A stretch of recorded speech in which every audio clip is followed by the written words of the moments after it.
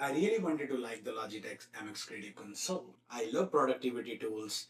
I love gadgets that promise to make my workflow faster. And after my unboxing, I was genuinely excited to test this thing in my real day-to-day setup. But after actually using it, I packed it back up. It is going back. Not because it is a bad product, but because it is not the right product for me. In this video, I want to share my honest experience with the Logitech MX Creative Console. This is not a hate video. The product is well built. The idea is interesting, and for the right person, it might actually be useful. But that is the key part. For the right person. And I realize very quickly that I am probably not that person. I'm a creator, but I'm also a coder. I edit video, create thumbnails, manage content, test app, write code, and jump between many different tools. So I need something flexible. I need something that works across my workflows. And that is where the MX Creative Console started to feel little too narrow. Point number one, this feels very Adobe focused. The first thing that stood out to me was how heavily this product feels focused around Adobe. And honestly, I probably should have taken the hint. Everywhere you look, you see Adobe icons, Adobe apps, Adobe workflows, Adobe this, Adobe that. It almost feels like the product is saying, if you live inside Adobe, come here, I have something for you. And that is fine.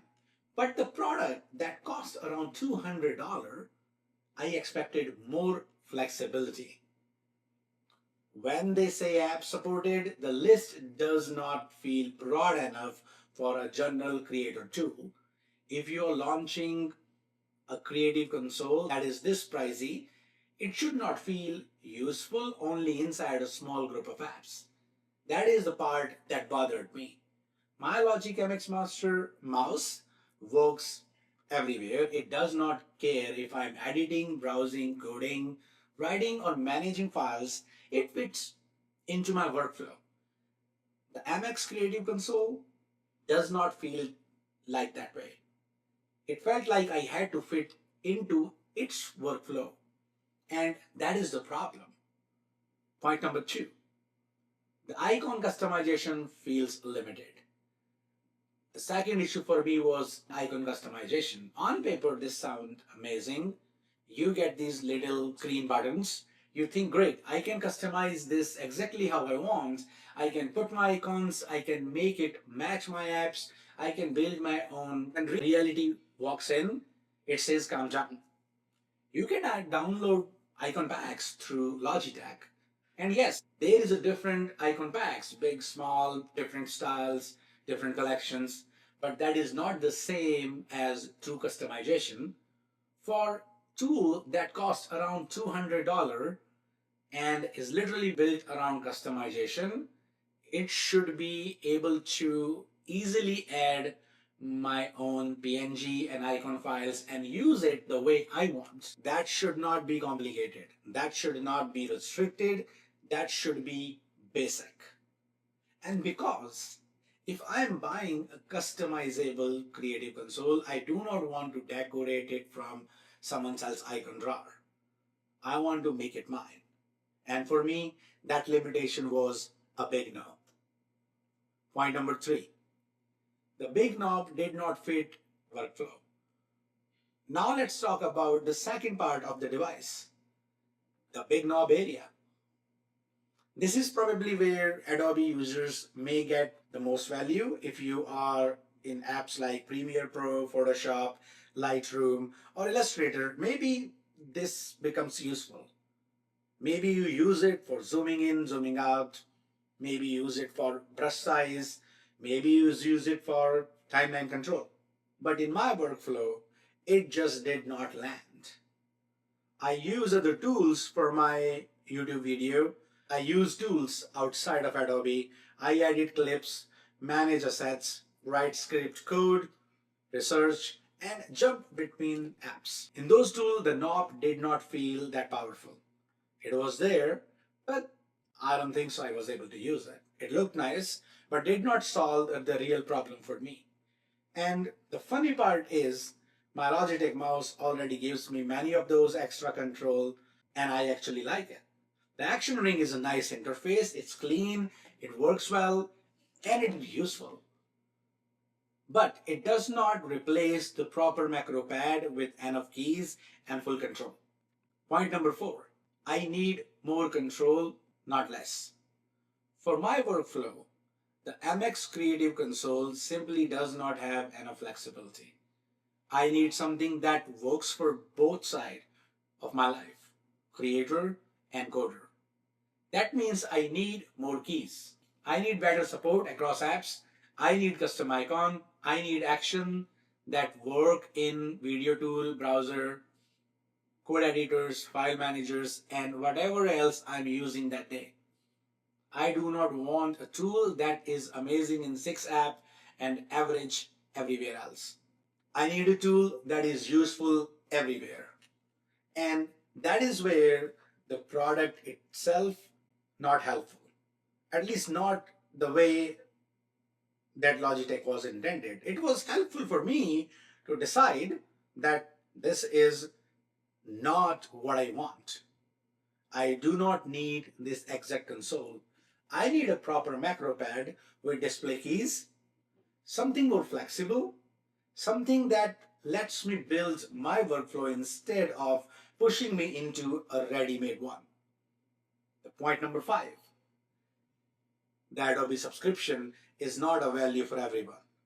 Another selling point people mention is the Adobe Creative Cloud trial that comes with it.